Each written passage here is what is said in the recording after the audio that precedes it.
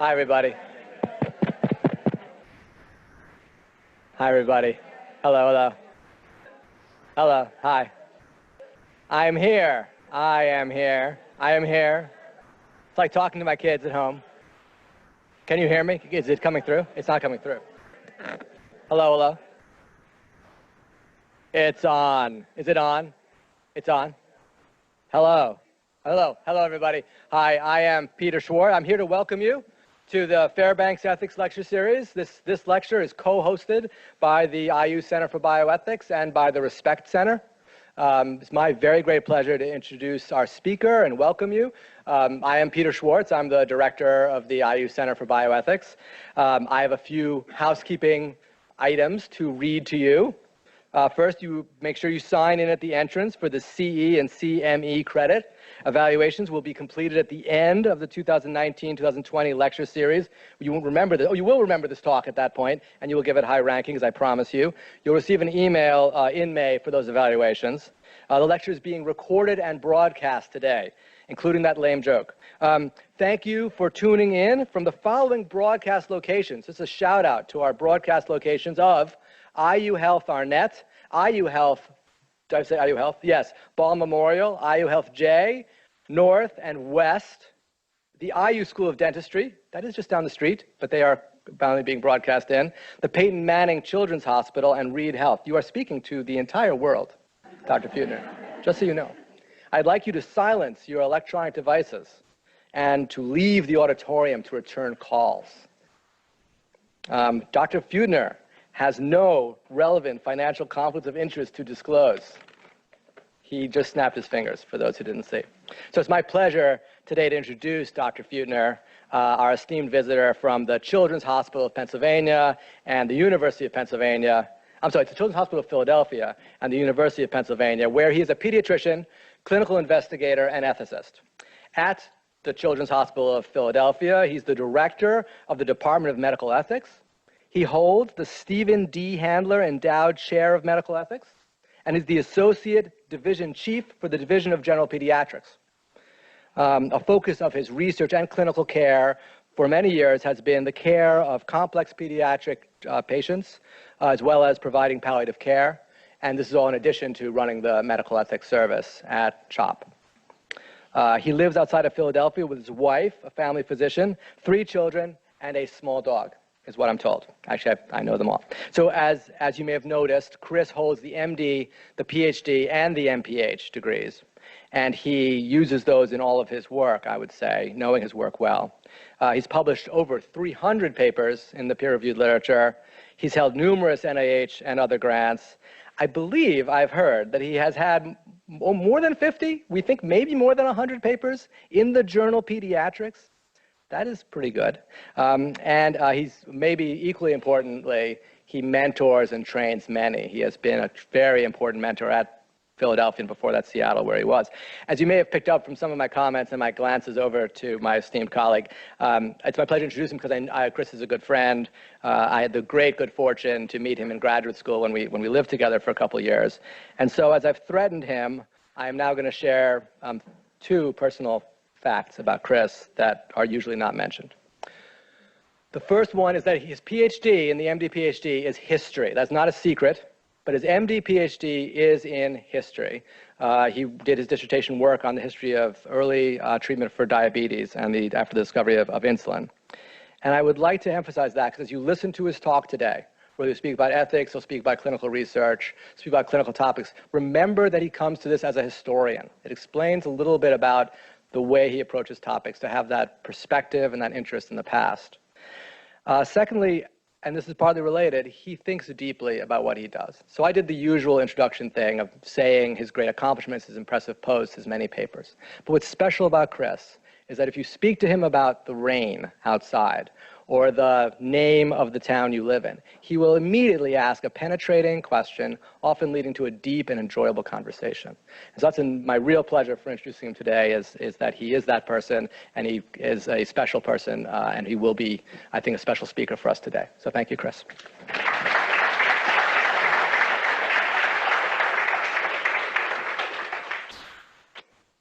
It's often said that one of the greatest gifts of life is friendship, and Right back at you.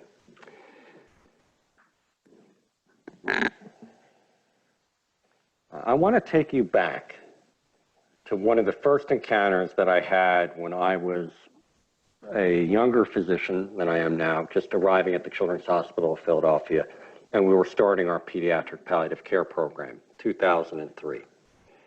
And the service had literally just been launched. We were starting to get our very first consults, and I was holding the consult pager.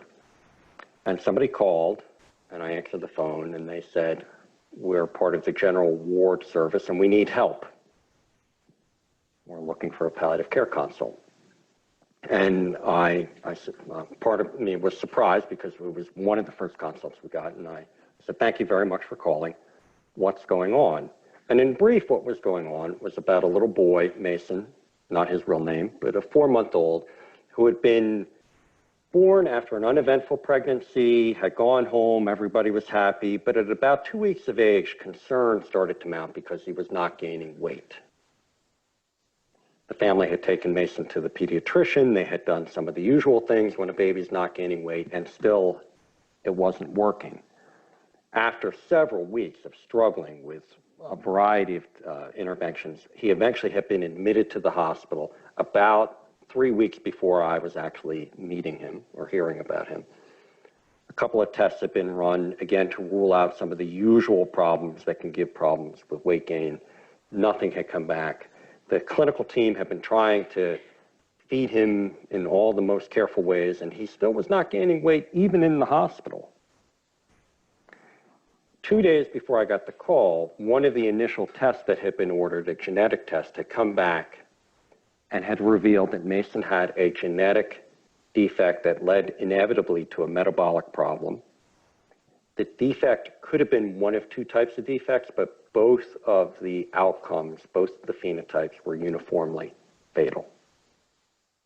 The family had been given that news the day before. The person on the phone gave me all that information and said, "Thank you. Again, let me ask again, how can we be of help? I'm perfectly happy to do whatever will be helpful for Mason, for his family." And the resident who was actually calling the consult said, "Well, we're stuck. We don't know what to do now. He can't gain weight. We know he's got this terrible problem. Everybody's upset. We can't send him home because, he's still not gaining weight." I said, "Okay, thank you for calling. Why don't we actually plan, because it inevitably will be the best next move, to get together with the family." So the next day, I walk into a room. There's about 8 chairs in the room, a little conference room, not too tiny, but a conference room, with Gina Santucci, who was the nurse practitioner I worked with, dear colleague of mine, and Carolyn Long, the social worker. So the 3 of us are there. And in come the medical team, members of the primary team, and in come Mason's parents. And they looked like they had not slept in weeks. They looked devastated. They were head downcast, incredibly sad, sort of filing in as though they were about to get just more and more bad news. They had also brought their grandparents, or well, Mason's grandparents, their parents. So it wasn't just mother and dad, it was also behind them, their parents, and a couple of brothers or sisters, aunts and uncles to Mason.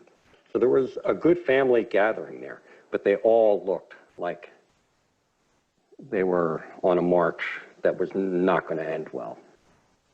So I sat down with them. I thanked them for, on short notice, coming together. And we talked a little bit, introductions and whatnot. I'm going to abbreviate it, but pretty quickly I asked them, "Is it okay if I ask you a question?" And both the mom and the dad nodded. The dad wasn't really making eye contact with me, but the mom was. As I sit here trying to think of how I can help Mason, it will help me if you could tell me, given what news you got yesterday, and they had gotten the news and they had absorbed the news about the uniformly fatal diagnosis. Given the news you were given yesterday, what are you hoping for? And the mom, almost immediately, with a kind of, like, she just had to get it out. "Well, I'm just hoping this is all a terrible dream. Every day I wake up just hoping and praying that this is a terrible dream and that he's actually fine."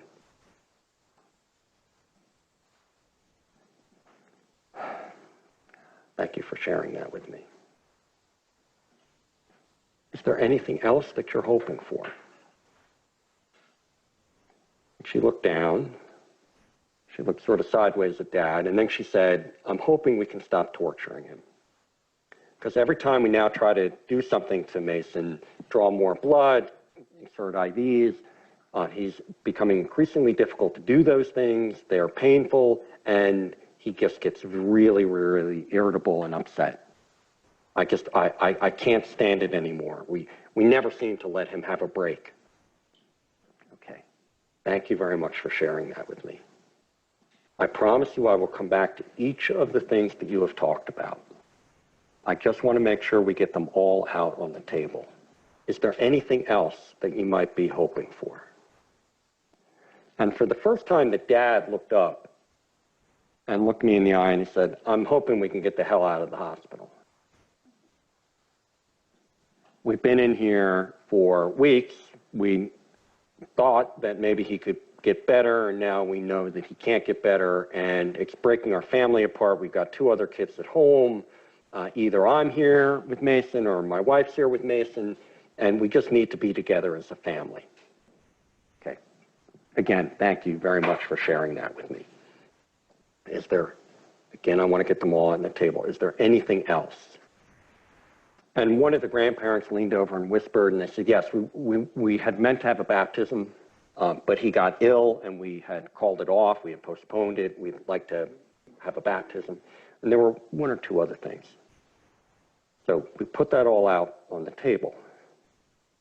And then I went back and I said, the first thing you said, and I looked right at the mom, about wishing and hoping that this is a bad dream. I can't tell you how much I wish I could make that happen. The second thing you told me about not having him have blood draws or IV starts, we can decide today that he will never have that done again to him. We can make that choice today and protect him from having these things done. I do need, if we're going to go that path, which I've seen loving parents do, we do need to talk about something. I didn't hear amongst any of the things that we talked about that we're hoping that he can gain weight. And I just want to air that because right now I get the sense that the clinical team is stuck on we can't possibly go home if he's not gaining weight. But if we look at each other and we think the best way to love Mason is to allow him, potentially you had asked about going home, we can get him home. But we're going to have to accept that he may not and almost certainly will not gain weight when we do. I'm not even sure if he stays here, he can gain weight. We're not even able to do it here. And then you had talked about going home, and I don't want to make a promise I can't keep, but we could get him home later that day. Actually, at that point, Gina elbowed me because it was going to be a logistic nightmare trying to get him home. And I will come back later. I now have 3 promises I offer people. One is I will not make a promise I cannot keep. And in part, I've learned there's always this temptation to overpromise. We want to offer solace and help, succor to people who are suffering, and it's just tempting to offer things that we actually can't deliver on. It's always a bad practice, and I have to restrain myself. But that day, I did talk about going home soon. And as truth was, we had a pediatrician in the community who was willing to do a home visit. We contacted a hospice, and they were willing to enroll Mason. So after the parents and I had had this discussion, and we talked about we were going to stop all further interventions that were in any way uncomfortable for Mason unless they would actually help him feel better. And we were not going to prioritize weight gain. We were just allowing that to not be on our mission list anymore. And we were going to try to get home so they could spend time as a family. And I had talked about a way we could make that happen is with hospice and home visits. And we had mapped that all out. He did go home the next day. He wound up being at home, having a baptism, having a birthday party, having another birthday party, because that's what his siblings wanted, and why not? There's no rule against multiple birthday parties, right? What day are we talking about? The anniversary, or could it be, you know, another week? They had multiple birthday parties. And when he died with his parents holding him, being held on the couch, and they were incredibly grateful that they had had that time at home. Now, what I really want to focus on, though, is not all of that, but how, at the end of that conversation, they stood up and left the room. I hear this repeatedly. How do you do this work? It must be so sad. And yes, but there's something else that tends to shine through when people are deeply in love with a child and they find a path to provide that love, given what the child is up against, and they show their resilience. When they stood up, they were not happy. I do not want to oversell this. They were still incredibly sad, but they had sat down dejected with nothing in them. They stood up with a purpose. They looked at each other, they cried, they hugged each other, and when they walked out of the room, they physically were in contact with each other, whereas they walked in as though they were isolated. So the mysterious observation I want to point out is, what is up with that? Our culture would tell you that was the worst type of conversation they could ever have, and they should have walked out of the room devastated. They're going to go home, and their child is not going to survive. And there is some truth to that. I do not debate that. It will be one of the worst days of their life. But we were able somehow in that conversation to tap into certain aspects of their resilience, their positive psychology, things I'm going to talk about, their hope, and give it a place to go, as opposed to being boxed in. If you go back in history, and you look at how people have talked about states of torment, one of them in the Commedia by Dante is when Virgil's leading Dante through the underworld, and they come upon the place where Virgil resides, limbo, that we are lost, afflicted this only way, those who are in limbo. That having no hope, we live in longing. That having no hope in Dante's worldview, not one I subscribe to, but of not being able to ever enter heaven. Having no hope, we live in longing. When I read this when I was a resident, I listened to the Robert Pinsky version on tape with 4 different poets reading. It's a beautiful experience if you're into that kind of thing, which I know not many people are. But if you are, I heard that line and I thought, gosh, that is so much like what happens in the hospital, where parents bring children hoping that there is a bad dream, or hoping for a cure, or hoping that the problem can just go away. And then at some point they get the bad news that that can't unfortunately happen. But we don't do the work after that of helping them reconfigure what are they now hoping for. So having no hope, we're going to come back to that because I think they still have hope. We live in longing. I have long dedicated a whole agenda of my research to figuring out how do we enter these types of situations and help those who want to be helped to navigate towards a re-envisioning of what they're hoping for and re-goaling in the process. So that's what I'm going to talk about today. Now, when I ask what happened, I don't want to leave it at a narrative level, although I think there's a lot to be gained from that. I want to actually try to drill down and understand mechanistically what is going on and how people think and feel and relate to understand the kind of decisions that people make and then abide by in the midst of a crisis. There are many of us who make New Year's resolutions. Come on, wait, you know, everybody does it. And then we don't stick with it. Does that mean that we didn't make the decision? Or is it that focusing on the decision-making process alone is sort of missing the boat? Can we implement the decisions that we think that we have made, but we aren't fully committed to? I've been particularly interested in studying decision-making in the midst of turmoil. This is Picasso's depiction of the first civilian aerial bombardment of the town of Guernica. When people are in a crisis, they are not thinking in maximum utilization, maximization of utility. They are thinking survival, they are thinking atavistically, they are thinking emotionally, which is to say that they're doing what we mostly do most of the time. So I've only really been wanting to talk to parents when they're in the mix of a crisis or it's ongoing, the saga's ongoing. And this was a big shift from a lot of how the work had been done previously. Now, I'm not going to be able to talk about everything. I both apologize and you'll be relieved to know I'm not going to talk about everything. There are notions of what decision-making ethics is about, where you have a problem, it's very clean, you can see that there are different options, a solution, different possibilities, and decision support is which of these options do you want. The real world is nothing like that. In the real world, people are saying, well, what problem are we focusing on? So, famous story for me, mom doesn't want to have a DNR in a child with advancing cancer. Everybody's like flipping out over it. I go and I say, tell me what's going on. She's like, the devil put the cancer in my child. I can't possibly aid and abet the devil, so I can't agree with this.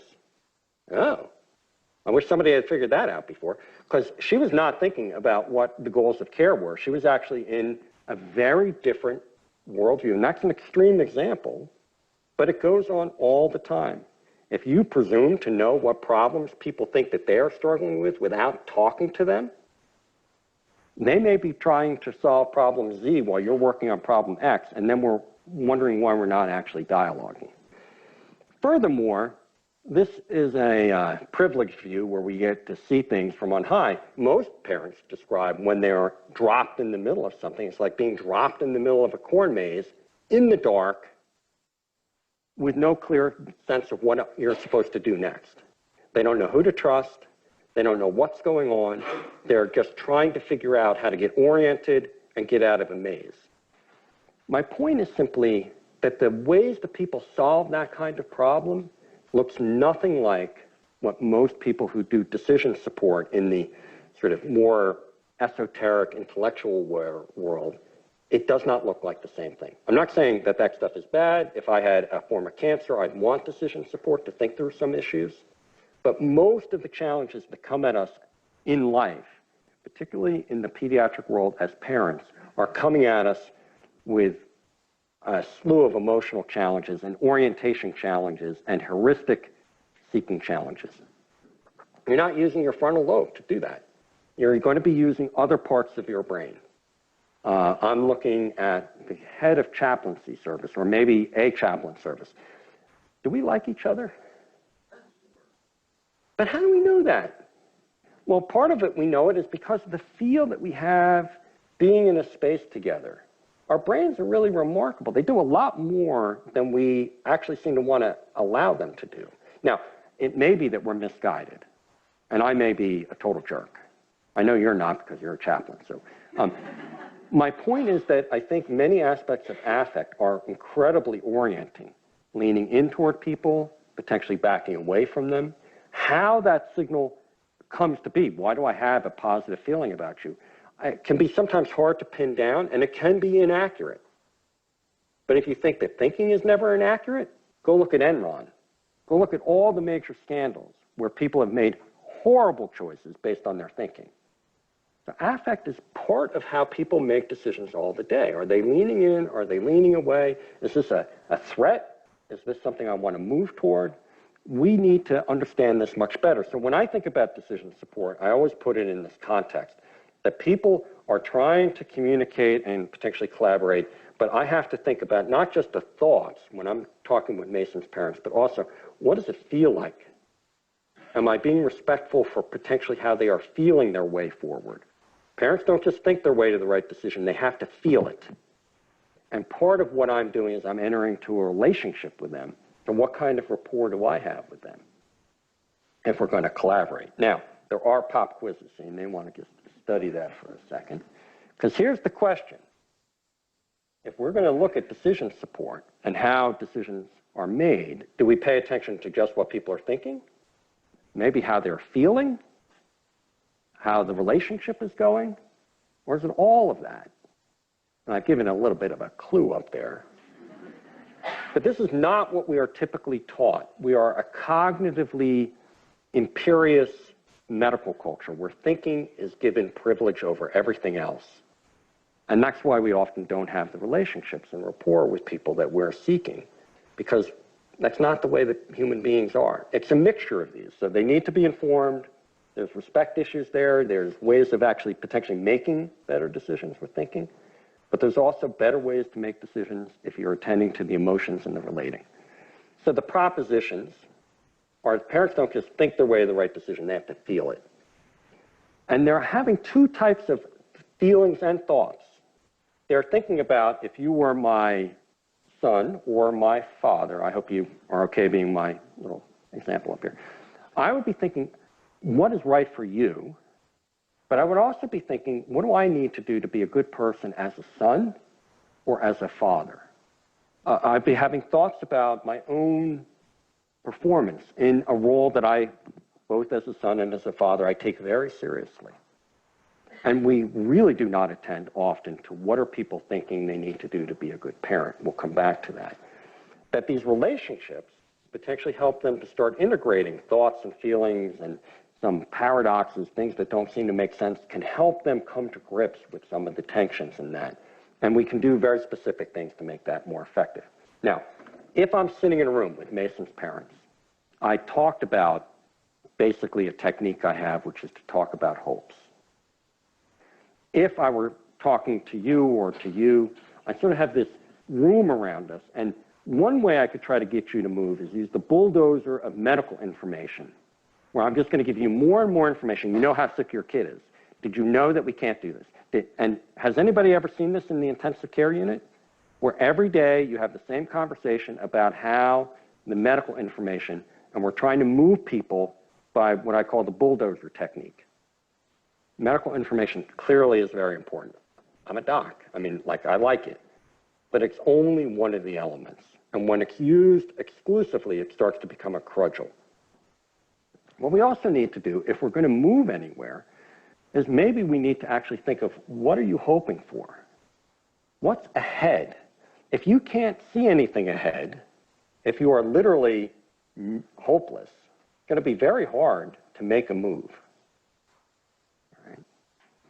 What are the fears and worries that you have? It's a flip of the, what are you hoping for? What are you most afraid of?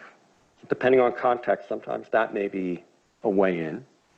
And the last thing I think of is the foundation that you're sitting on or standing on, of what do you think you need to do as the surrogate decision maker to be a good father, mother, potentially in the adult world, it might be a sibling, it might be a spouse, it might be an adult child. Even patients have a sense of what they have to do to be a good father in the patient role. If I were sick, I would be thinking, what's good for me, but what do I owe my family? I'd have other obligations. And conversations in that space are far too limited. So I'm going to talk about some work we've done and offer some recommendations. One of the first studies we did was to have 50 children, 73 parents, all of whom were receiving palliative care, but none of whom had DNR orders, to enroll in a cohort study where we interviewed them on the baseline day and followed them for 6 months to see what happened, particularly with regard to entry of DNR orders. If you want to read about it, it's been published. What we found were some things that were not surprising. If you look at negative affect on the positive negative affect scale, our parents have an awful lot compared to other comparative groups. They score very high on negative affect. No surprise there. Their child is very sick. But they also have incredibly high positive affect. All right. Anybody want to offer a suggestion as to why that is? Because this is something people do not see coming, but we live with all the time as a palliative care physician. I can tell you, we see this. I used to think that positive and negative affect was like, you're either really sad or you're really happy. Now, in a moment, that's true. But over the course of a day, they're more like two separate dials, like bass and treble. People under stress turn both of them up. They have lots of negative emotion. But after the initial shock, I love my child so much. That has never been more clearly to me. How much family matters to me. Dip. I am so supported by people in my family. Dip. They're turning up their positive affect. It's one of the things that happens all the time. one of the biggest faux pas or acts of idiocy is when a doc goes in and seems to disregard the child. And the parent is like, no, you don't. Because that is my reason for being right now. And I have intense positive feelings about my child. So I often think of parents as actually walking on a tightrope where they're having to balance two very heavy loads of positive and negative affect. So even in a kind of conversation I would have with Mason's parents, I'm oscillating back and forth between the sad parts and the parts that they actually feel very positive. Not in a happy way, but in a pride, commitment, things that actually make you feel like you are definitely leaning in, not just trying to run away from. We also went after hope. Now there's a long, not that long story. I basically had an epiphany one day when I realized I was hearing an awful lot of parents talk about hope. I'm hoping for a cure, I'm hoping we can go home, I'm hoping the test results come back, period, today, or I'm hoping they come back positive or negative, whichever is better. And I realized I didn't really know what they were talking about. Like, I know what hope is, but I tried to take it seriously, and I started to look at what is the psychology of hope. If you go back in our culture, the Western culture, it's not true across the globe, but in the Western culture, hope has two senses. One is positive, and one is not so positive. True hopefulness is almost a blessing, but hope that is false hope can lead you down the primrose path to rack and ruin. So people are distrustful about hope at times. You can even find it in a jar. It's been marketed a lot. So part of the problem we have is that we use the word hope in a very casual, and what I'm going to really argue is an unethically inappropriate way because it limits people. It says that you're only allowed to have one hope in a crisis, where empirically that's not what we have found. We find that people have multiple hopes with an S, not a hope. And the multitude of hopes is key to actually understanding how they are coping and how we might be able to help them. So when I started to look at hope, I was told by people who were in my medical community, like, don't study hope, hope is the enemy. It's basically false hope and leads to things like not ever having a DNR. People are hopeful are never going to have a DNR because they're hoping for a cure, right? I didn't think that that was actually true. So thank you for doing that thing with your head that make you you don't agree with it. It didn't seem to be what I was seeing in practice. People who really get stuck often are very, very desperate, and they don't see a way forward. So they're frozen. Now we talk about fight or flight. You know what the number one reaction when faced with a threat is in the animal kingdom? Neither of those. Freeze. People freeze. They go with the status quo. Lockdown. I'm not going to move. And that's what we see a lot of.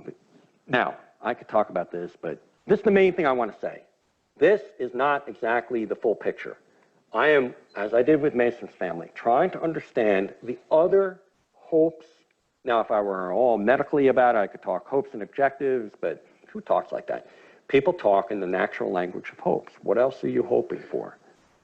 And I have long found that if you are patient, people will often reveal that they have a multitude of hopes.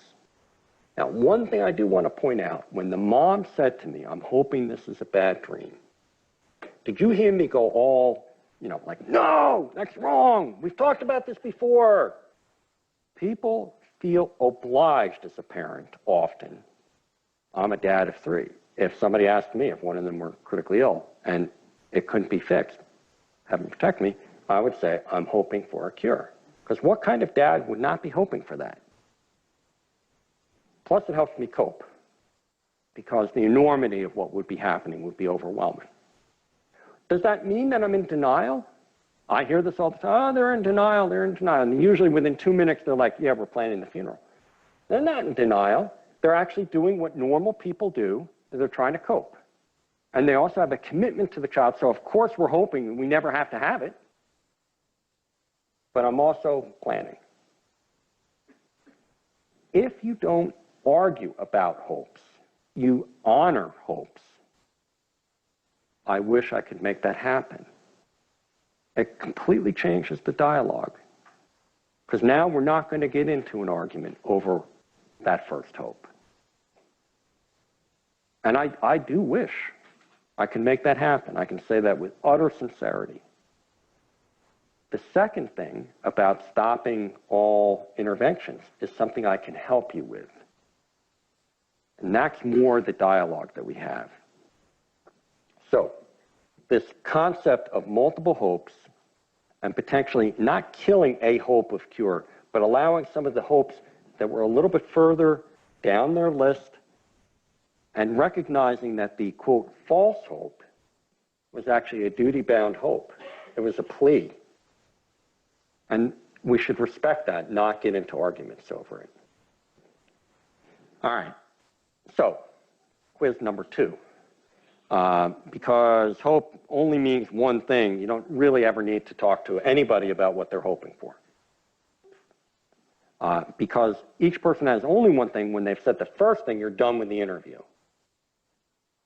Or do you have to be patient and assure them that you will come back to each and have them talk about all the things that they're hoping for? I vote for the third one. Now, I did have the luck to run into Rick Snyder's work when I was starting to think about hope, and Rick had a whole theory about hope and an instrument, and basically thought people who are more hopeful have a goal, but then they have thoughts about their own personal ability to do something, the agency thoughts, and pathways, a lateral kind of pathways thinking. Suffice to say, we used this instrument, and we found that parents in our study had basically, compared to other people, and apparently you want to sort of go to college, not more college, and have higher levels of hope. But that they had, very similar to the nurses in our hospital, this is all the nurses in our hospital filled out a survey when I was learning how to use the instrument. We did that first. They're right on par. Again, disease does not discriminate based on hopeful thinking status of parents. So they have this resource. What would happen with it? Now, this is the test of the theory, the sort of head wobbling back and forth. Is hopeful thinking at higher levels going to suppress having DNR orders or potentially facilitate it? Now, there's a lot going on here. We also controlled for their thoughts about how the child's health trajectory was going, their positive affect, their negative affect, but hopeful patterns of thinking appeared as the most strong predictor at a significant level of entering a more broadly defined DNR order, limiting, like if you don't go back to the hospital, you've effectively put in a DNR order because you're not going to get resuscitated, you're not going to call the ambulance. And this is before pulse forms were even available. So this was admittedly a small sample, and there's a lot of statistical mumbo jumbo going on here, but it's exactly the opposite of what people walk around thinking all the time, that hope is a suppressive agent on coping with real adversity. That's not what we see. And I'm looking at Joan and others in the audience who study hope and resilience. Everybody who does this work would, okay, maybe the numbers aren't exactly what they would find, but we see this over and over again. Now, I actually think hopeful thinking in this particular setting was associated with more moving towards a DNR status. In other populations, it just simply means you will keep searching. And it may mean that you will back away from a DNR order. So I don't want to link hope and DNR orders. That's wrong. That would be disingenuous of me. But hopeful patterns of thinking are the way that people face adversity. And we've gone on to think about this at some length about regoaling. How many of you are in your second career? Okay, a few of you. There was a process to decide to stop one thing and start doing another, right? You would think that people have studied that, right? No. Only thing I can find really is romantic breakups in the college age, which has a lot of applicability, I would agree, to life lessons generally, and people who do make career switch decisions, but very, very limited. Given that most of our lives are about this task of pursuing a goal, deciding at some point I'm going to disengage from the pursuit of that goal and move in another direction, which we call regoaling. Now, because I like to make fancy diagrams, let's go with it. If you're going to pursue a new goal and actually get all the way over here, in the medical setting, you come in hoping for cure. At some point, you're going to have to realize that's not going as well as I had hoped. You may wind up get to a limit of intervention order, but you're going to have to create a new goal. Maybe going home is the strong new goal that allows you to think of it. And then let's go real crazy. You start to have these other things, and then you look at the literature.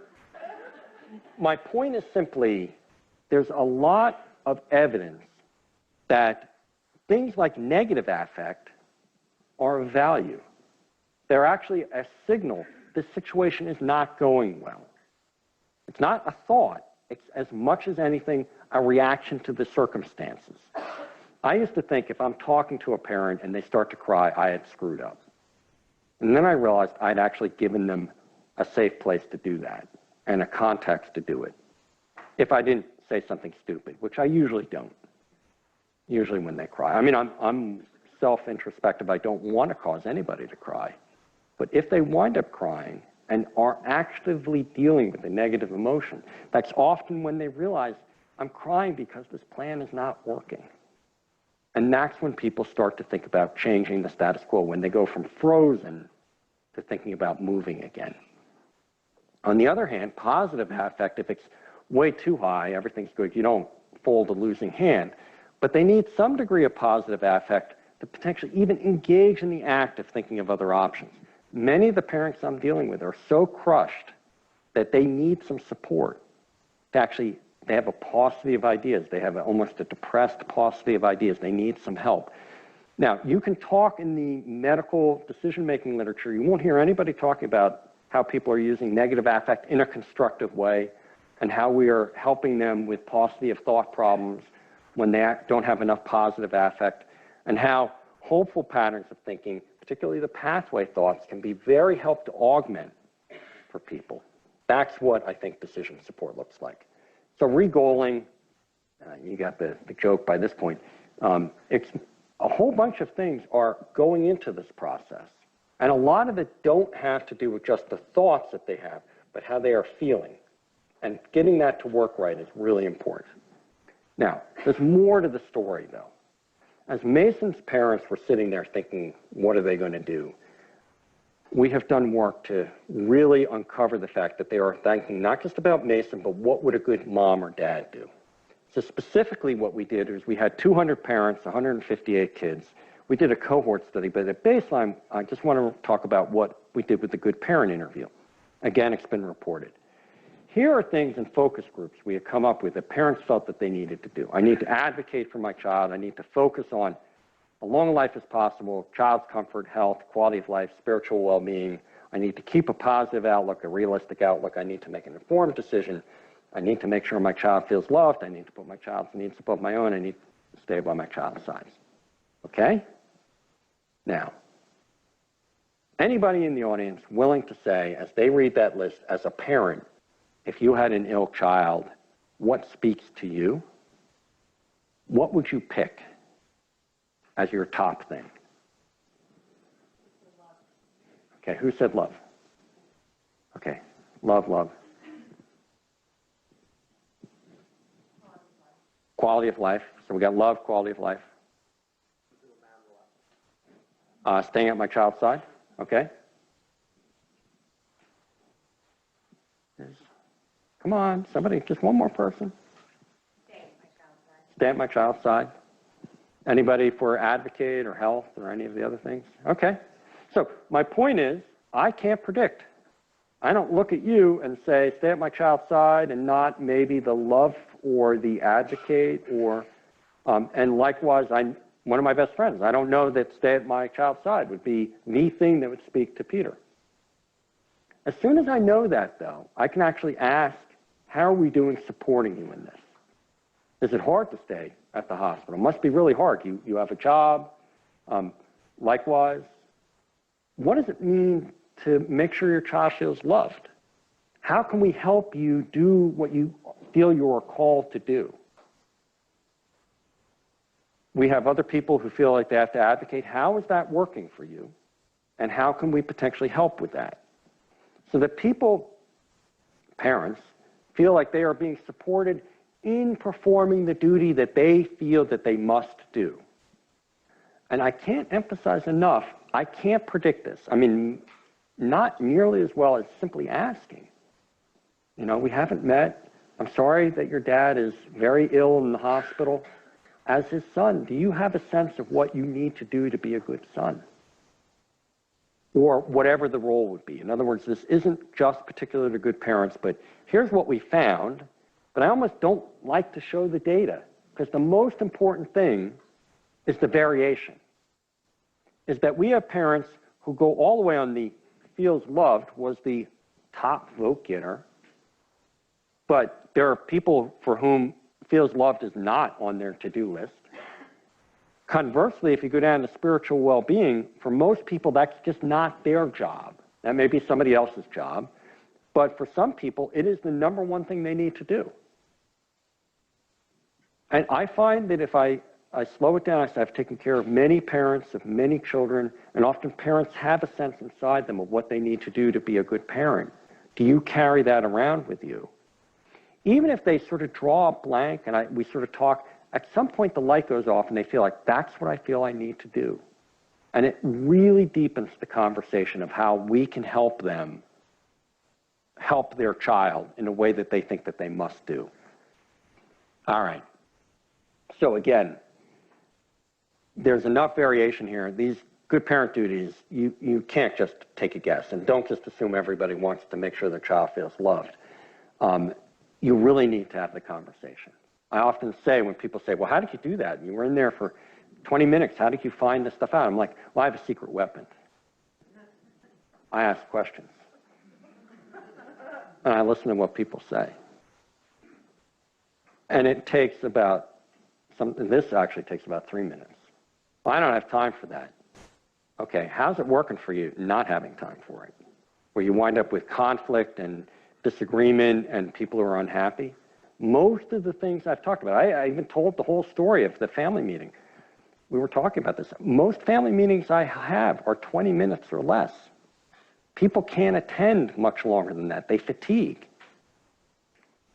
So how do we get there faster? So as we think about this and turn it into some practical recommendations, I'm going to talk about different steps that I take, and we're going to walk through some of these. The first, you've heard me do it repeatedly. How can I be of help? Any of you in the palliative care space here? I remember I've seen some of you. How do we introduce the palliative care team? My solution is you don't. You walk up to people and say, I'm very happy to be taking care of your part of the care team. How can we be of help? And the parent sometimes will say, well, what do you do? And I say, well, what are some of the problems you have? And then I'll detail. So I typically try to engage people on what they need, and then I talk about our team. I don't feel like I'm selling windows and I have to show you the brochure and see if you want the windows, because most people don't even know what the palliative care window is. I want to know what your needs are. What are the things that are bothering you? It's an invitation that I have. I want to hear from you first. I want to figure out how we move forward. And then I do this all the time. Is it okay if I ask you a question? I think I did it even with you.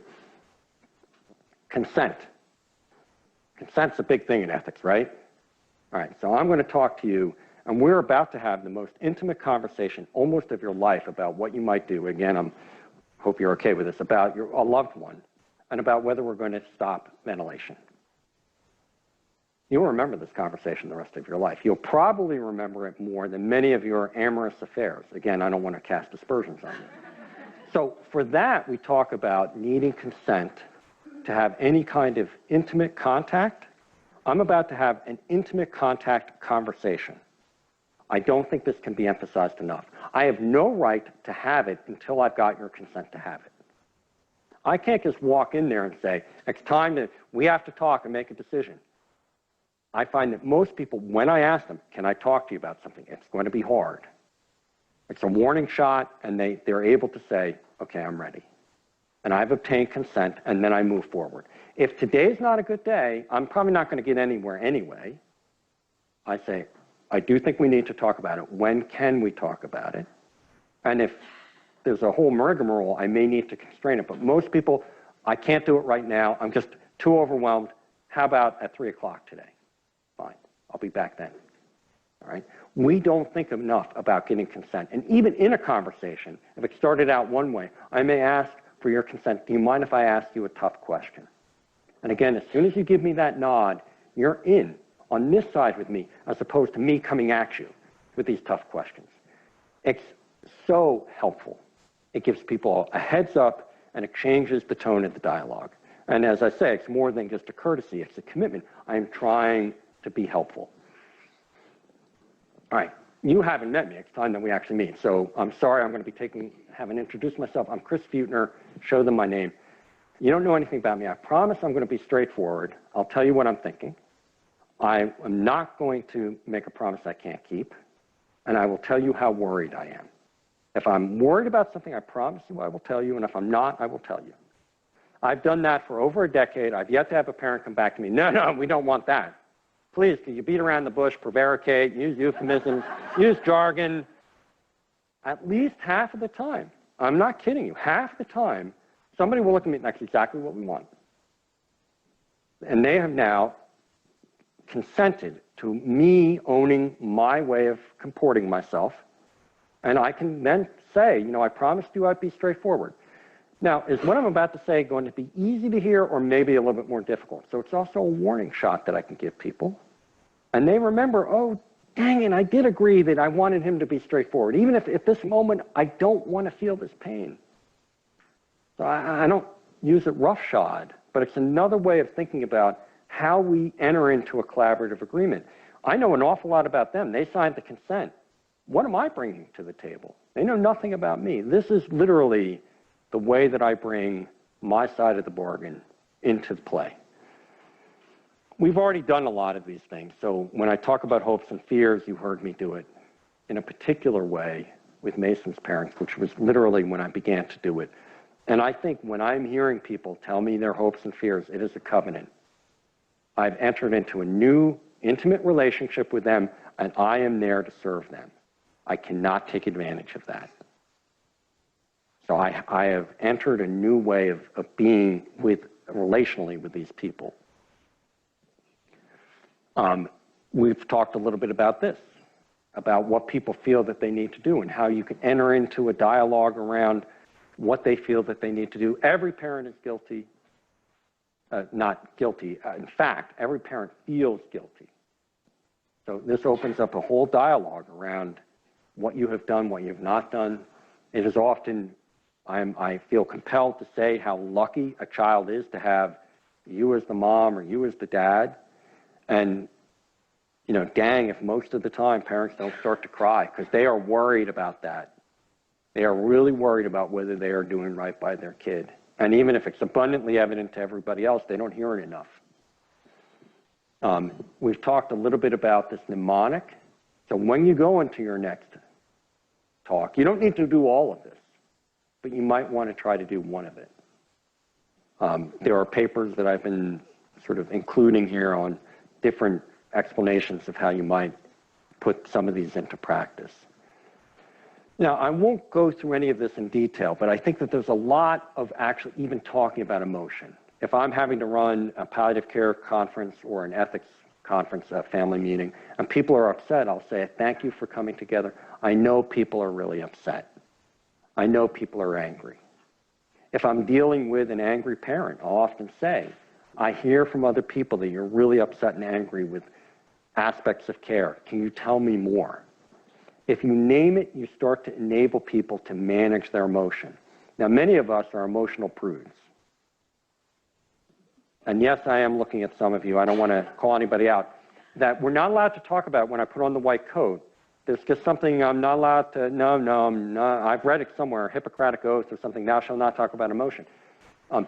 Actually being able to talk about when we are happy or when we are upset or angry can be transformative. Now, again, I can't say you are angry, because what do I know? You may actually be feeling pretty mellow. You seem angry to me. Can you help me understand whether I'm understanding you correctly? So it's not projecting onto people. It's exploring with people what is going on with them emotionally. What about me? How many of you are in training? Okay, good. Do you ever cry? Okay, good. Okay, you cry and you're like looking at me bewildered. Okay, right. I tear up all the time in clinical consults, and not all the time, somewhat unpredictably, but much of the time. I've had residents come to me, I feel like a fool, I started to cry. I'm like, I'll bet you if we go back and talk to the parents, they're like, you're genuine, you're authentic. Now, I don't start sobbing, falling on the floor, they need to console me, that's too much. But the expression of emotion, of commitment, don't ever be ashamed of that. Now, you still have to be competent. It's not enough to do all of these things. You still need to know what the doctor side of the equation has to bring. But this is the other side of the doctor side of the equation, where you can be able to connect with people. I do Tong Len, which is a focused breathing pattern of actually how do I calm myself. In all of our consults, I talk to the fellows, we need to be the calmest people in the room. And that can sometimes be a huge challenge. So how do I remain calm and focused and fully present? And there are some mindfulness practices that I wind up using. And again, if you're going to take a path where you're dealing with really critically ill people, it can be helpful to think, what do I do to be able to stay in the presence of suffering while I'm waiting for the PCA to get set up and I'm doing distraction technique, or I'm simply staying with them. We've talked a lot about, although I didn't call it out, the way that people use heuristics, the way they frame a situation and they can get painted into a corner, and how we help them, like the weight gain for Mason was a huge heuristic. You're not allowed to go home until you gain weight. Of just revealing that and allowing them to re-goal. I'm basically going to zip past this other than to say, if anybody says, well, do you want us to go in a comfort care way, or do you want us to do everything? You're talking nonsense. Literally dangerous nonsense. There is no way we can do everything. I've tried, you just can't do it. You can either do comfort care or you can do aggressive care, and even in aggressive care, you have to make choices. You never do everything. And if you sell it that way, which is what you're doing when you say it, people will say, well, you're going to do less or more, and more in our culture is better. So you have framed it in a way that people will say, I want that, because more is better. So if that's what you want, go ahead and say it, but it's dangerous nonsense, because it will lead to care that is not consistent, often with values. If you're going to do that, you have to symmetrically unpack. Do you want us to go ahead and put your child on a hi-fi ventilator, and again, I'm abbreviating, or do you want us to allow you to hold your child, we'll stay on the conventional ventilator, and at some point we'll remove the ET tube, and I'm going to give it an equal amount of time to talking about this option as I did with the escalation option, so both seem symmetric. And now parents can actually look at them and not think, well, he must think this is the better one because he spent 5 minutes talking about this and 15 seconds talking about that. All right? So that makes it much more possible for people to potentially, that may be the end of the lecture, by the way, folks. That makes it much more possible for people to potentially say a loving parent could go in either direction, because that is one of the things that they're looking for, is what would a loving parent do? No, I think we are out. And we can, in fact, end. The main point I would want you to walk away with is if you start to think about and feel about how emotion in these encounters and take any of these suggestions, you will become better at decision support. For most of the very courageous parents that we deal with, trying to find the best way to take care of their children, and for all of the other people in their lives, including the children. Thank you.